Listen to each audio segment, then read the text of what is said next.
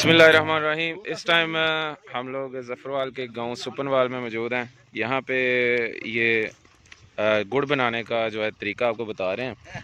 ये सबसे पहले तो ये एक मशीन है, इसको कह लें, इसको वेलना बोला जाता है।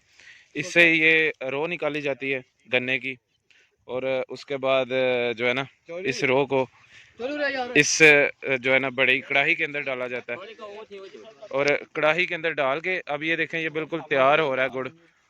और जब ये इसको सख्त होना शुरू हो जाता है तो इसके बाद इसको यहाँ से निकाल के यहाँ पे शिफ्ट किया जाता है।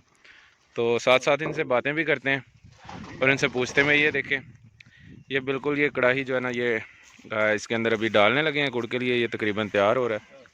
शक्कर भी इसी से बनेगी, गुड़ भी इसी से बनेगा। और ये देखें ये जनाब बिल्कुल तैयार है अभी ये गुड़ के लिए। ये इन्होंने गुड़ इसमें से निकाल लिया।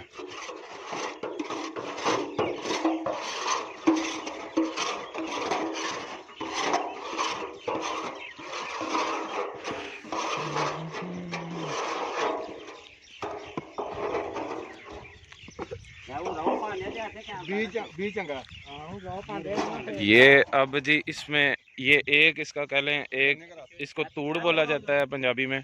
एक तूड़ इसका निकाल लिया इन्होंने। अब दोबारा ये देखें, अब ये रो निकाल के तो ये दोबारा इसमें डालेंगे। ये सारा देख लें इसका,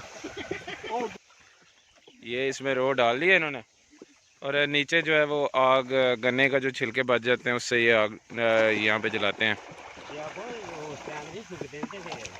ये देखें अब गन्नों में से रो निकाल रहे हैं। ये सारी रो निकाल के इन्होंने, रो या गन्ने का रस इसको बोलते हैं, ये अब इसमें निकाला। अब ये इसमें से अभी इनसे बात करते हैं। अच्छा जी, चाचा जी की नाम है थोड़ा?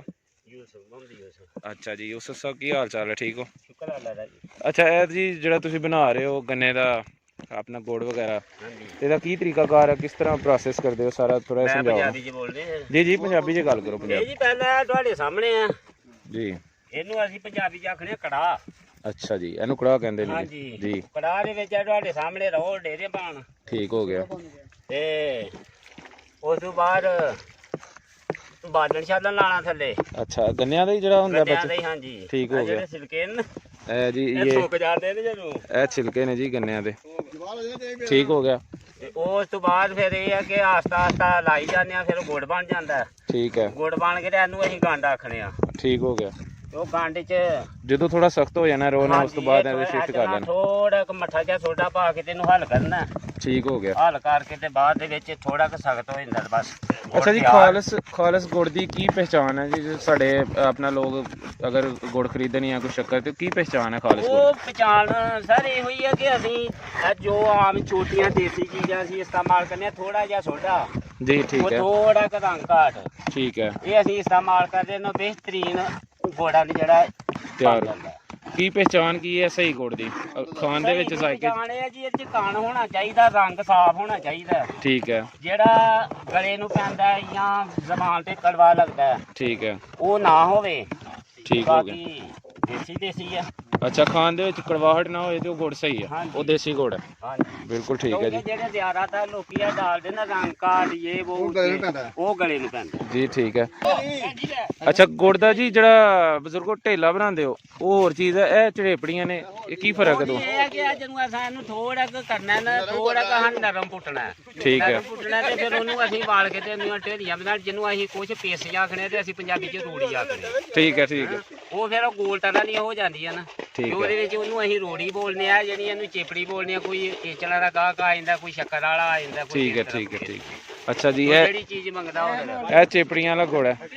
ਤੇ ਇਹ ਕੁਛ ਦੋਸਤ ਅਹਿਬਾਬ ਆਏ ਹੋਏ ਨੇ ਆਪਣਾ ਇਹਨਾਂ ਕੋਲ ਗੰਨੇ ਦਾ ਰਸ ਵੀ परचेज ਕਰਨ और रो और शक्कर वगैरह भी। और माशाल्लाह बहुत अच्छा ਜਿਹੜਾ ਨਾ ਇੱਥੇ ਇਹਨਾਂ ਨੇ सेटअप बनाया हुआ है। और अभी मुझे दें इजाज़त। आप सब दोस्तों का शुक्रिया। जुड़े रहिए PK अमेजिंग और ज़फ़रवाल पंजाब के साथ। अल्लाह हाफ़िज़।